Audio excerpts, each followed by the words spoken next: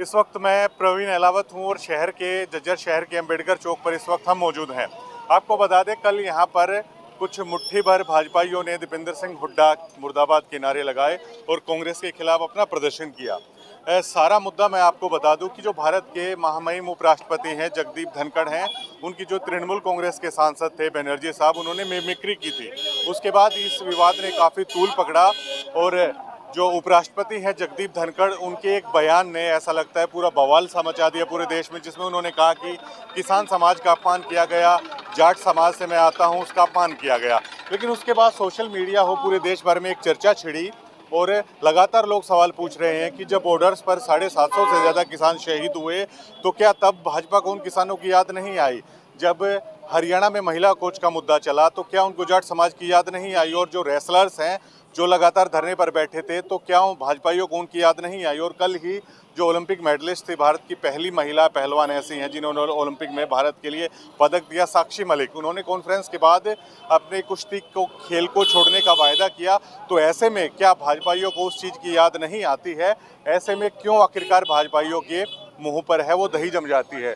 कुलदीप यहाँ पे आने वाले हैं, गीता भुक्कल है वो यहाँ पे आ गई हैं और ऐसा लगता है कि भाजपा को करारा जवाब देने के लिए कांग्रेस है आज यहाँ पे इकट्ठे हुए हैं। कल भाजपा जिलाध्यक्ष विक्रम सिंह कादियान यहाँ पे आए थे, जो चिल्ला के ये कह रहे थे कि कांग्रेस ने किसान समाज का अपमान किया है। ऐसे में विक्रम सिंह कादियान से भी कुछ सवाल यहाँ पर खड़े होते हैं कि जब उनके विधानसभा क्षेत्र से खुद उनकी खाप से जब किसान है बॉर्डर्स पर जा रहे थे तो क्या कोई भी तस्वीर ऐसी है जिसमें विक्रम सिंह कादियान अपने विधानसभा क्षेत्र के किसानों के साथ या खुद की खाप के किसानों के साथ या खुद के गांव के किसानों के साथ किसी भी ट्रैक्टर्स पर वो बैठे हों, किसी भी बॉर्डर्स पर वो गए हों? तो ऐसी कोई भी तस्वीरें हैं आपको दिखाई नहीं देती हैं। तो ऐसे में शायद इस तरह के नेताओं की जो मानसिक स्थिति है शायद उसका पता लगाया जा सकता है, क्योंकि भैया 2 बार चुनाव में जब करारी हार आपको मिलती है और तीसरी बार की तैयारी हो चुकी होती है तो शायद इस तरह की बातें हैं वो चलती हैं। कांग्रेस यहाँ पे मौजूद है, गीता भुक्कल यहाँ पे आई हुई हैं, उनसे जानने की कोशिश करेंगे।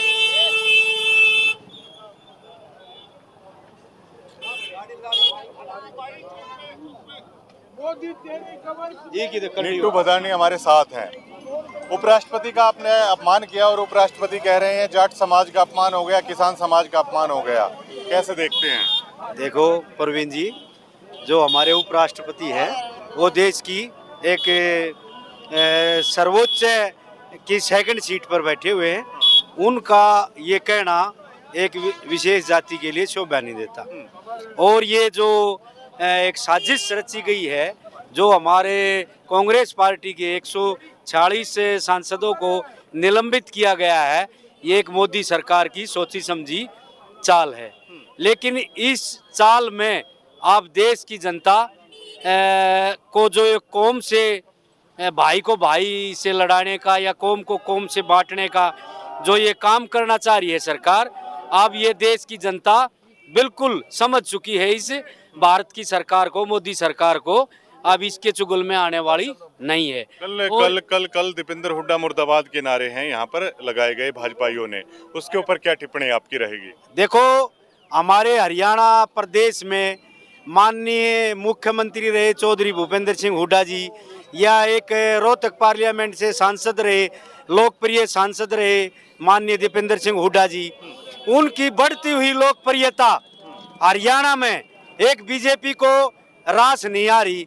तो बीजेपी एक ये कोई षड्यंत्र, सेंटर की जो गवर्नमेंट है वो एक षड्यंत्र के तहत स्टेट गवर्नमेंट में जो कांग्रेस पार्टी की जिस स्टेट में जिस भी नेता की लोकप्रियता है उसको उसकी बात को दबाने के लिए, बात को कुचलने के लिए इस तरह के विरोध प्रदर्शन किए जा रहे हैं, जो कि हरियाणा की जनता बखूबी से जानती है कि ये बीजेपी की सोची समझी चाल है।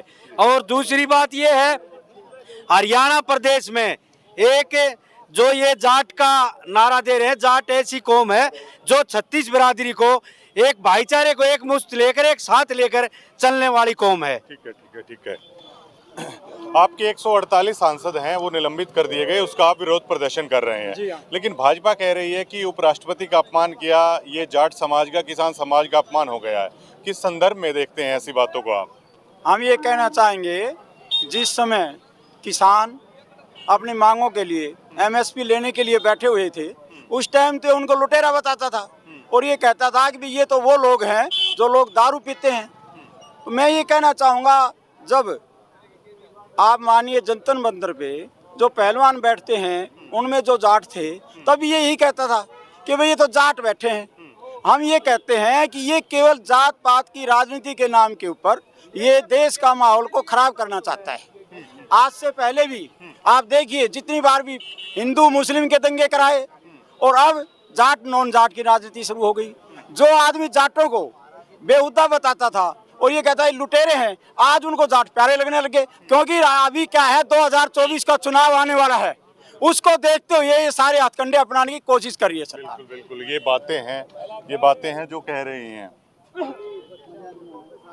लोग। इस बात को बाखूबी है वो खुलकर कह रहे हैं कि जब इन्हें किसान नहीं दिखता है। 148 सांसद निलंबित कर दिए गए, उपराष्ट्रपति की मिमिक्री है वो की गई, राहुल गांधी वीडियो बना रहे थे, तो इसका ठीकरा उन्होंने कहा कि ये जाट समाज का किसान बिरादरी है, ये उसका अपमान है। कैसे देखते हैं सुरजीत जी आप? देखिए, मैं आपको बताऊंगा लाउद साहब कि ये कि इनका डकोसड़ा है। कहाँ गए? 1.5 साल से ज़्यादा जब बैठे थे किसान, उस टाइम पे ये बातें कहाँ थी? और हमारे जो खिलाड़ी थे, हमारी बहन थी साक्षी मलिक ने जी कल जो इस्तीफा दिया है, और जो भी साथी थे, तो ये कहीं पर जातिवाद पे, कहीं पर धर्म के उस पर इनकी राजनीति एक अलग तरह की है और ये लोगों को बैठाने का काम करते हैं। कहाँ जा रहे थे जयदीप धनखड़ जी उस टाइम पे? ठीक है, 148 सांसदों का निलंबन है वो हो जाता है। कल भाजपा है वो दीपेंद्र सिंह हुड्डा मुर्दाबाद के नारे इसी चौक पे लगाते हैं जहाँ पर आप मौजूद हैं। कैसे देखते हैं इस पूरे बवाल को? ये गुंडा राज है, जबरदस्ती करते हैं ये, और ये जाति पाति का भेदभाव हिंदू मुस्लिम का नारा करते हैं। यही है इनका, बस और कुछ नहीं। हाँ, जो राष्ट्रपति की मिमिक्री की गई, क्या उसे जायज मानते हैं आप? नहीं, कोई जायज नहीं है, सब की करते हैं तो इसमें होता है ये। लेकिन एक मुद्दा बनाया गया है, जो हमारे पहलवान पहले जो वहाँ थे उसको उनको घिसड़ाया गया। जब ये जयदीप जी कहाँ थे और जो 13 महीने ये अपने किसान बैठे थे, जाट थे, जब ये जयदीप जी कहाँ थे, और 790 किसान शहीद हो गए, जब जयदीप जी कहाँ थे। बिल्कुल बिल्कुल, बड़ा सवाल है, ये लगातार खड़ा हो रहा है। कुछ महिलाएं हमारे साथ हैं। जगदीप धनखड़ की मिमिक्री का विवाद है, अब थम नहीं रहा है। कल कांग्रेस का विरोध किया भाजपा ने कि किसान बिरादरी के खिलाफ हैं, आप लोग हो चुके हैं। कैसे देखते हैं इन सब चीज़ों को? जी, कांग्रेस तो हमेशा किसानों के साथ रही है, इन्हें तो किसानों का कभी किया ही नहीं। और ये बीजेपी वाले हैं, कोई बात सही तरीके से कहता तो उसे गलत तरीके से पेश कर देते हैं और तानाशाही चला रहे हैं बीजेपी वाले। अब जैसे ये 140 सांसद निलंबित कर दिए, उसी के मामले में ये रोष प्रदर्शन चल रहा है। अगर कोई भी आम आदमी या कार्यकर्ता या जनता कोई भी इनसे कुछ सवाल पूछती है तो उसके ऊपर कुछ आरोप लगा देते हैं, उसको निलंबित सांसद वगैरह होते हैं उन्हें निलंबित कर देते हैं। इनका सिर्फ एक ही मकसद है, इनसे कोई मत पूछो, ये कुछ भी गलत ठीक जो भी करें इनकी आमा रखो। ये तानाशाही चल रही है और ये चलने नहीं देगी, जनता इनकी चालों को समझ चुकी है। कांग्रेस की जो महिला नेता है वो कह रही है तानाशाही है। क्या राष्ट्रपति जैसे संवैधानिक पद को जाति से या किसी बिरादरी से जोड़कर देखना कहाँ तक है, आप जायज मानते हैं? प्रवीण जी, ऐसा है, जो पद है उसकी गरिमा है और गरिमा को ध्यान में रखते हुए उनको जाति पाति से ऊपर उठ के देश के संविधान को बचाने के लिए उन्होंने अपनी बुद्धि से परिचय देना चाहिए।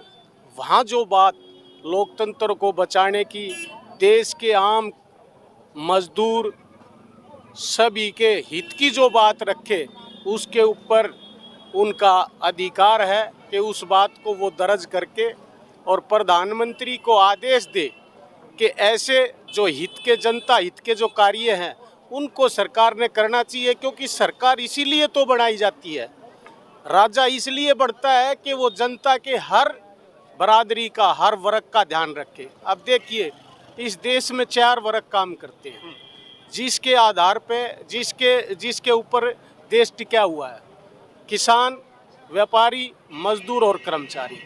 चारों वर्गों के अंदर तराई मची हुई है।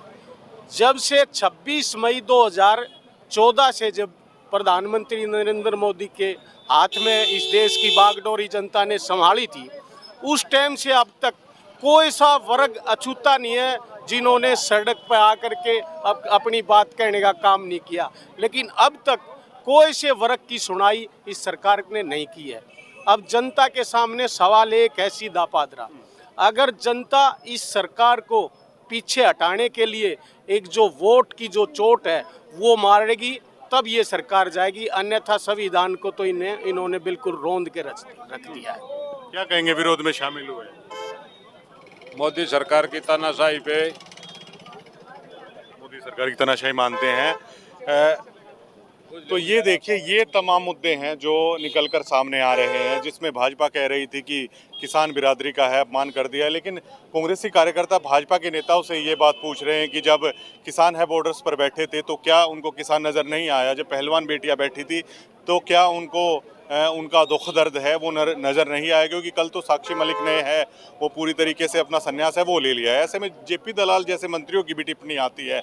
ऐसा लगता है कि भाजपा किसान को भी शायद अपने हिसाब से ही मानती है। वो मानती है कि जो उपराष्ट्रपति पद पर बैठे हैं वही किसान है, जबकि जो ट्रैक्टर से लेकर खेतों में काम करते हैं, अपनी समस्याओं के लिए बॉर्डर्स पर जाते हैं, तो उन्हें टेररिस्ट खालिस्तानी तक है वो भाजपाई हैं वो करार देते थे। शायद किसान समाज का भी जमकर इस्तेमाल हो रहा है अपने अपने मापदंडों के हिसाब से, अपने अपनी कैटेगरी के हिसाब से, और अपने फ़ायदे के लिए है वो एक चस्पा दिया जाता है कि भैया ये किसान है। और कल जो दीपेंद्र सिंह हुड्डा और राहुल गांधी मुर्दाबाद के नारे लगाए थे, ये कांग्रेस का करारा जवाब है तमाम कांग्रेस के जो स्थानीय कार्यकर्ता से, उनसे हमने आपकी बातचीत यहाँ पर कराई है। धन्यवाद।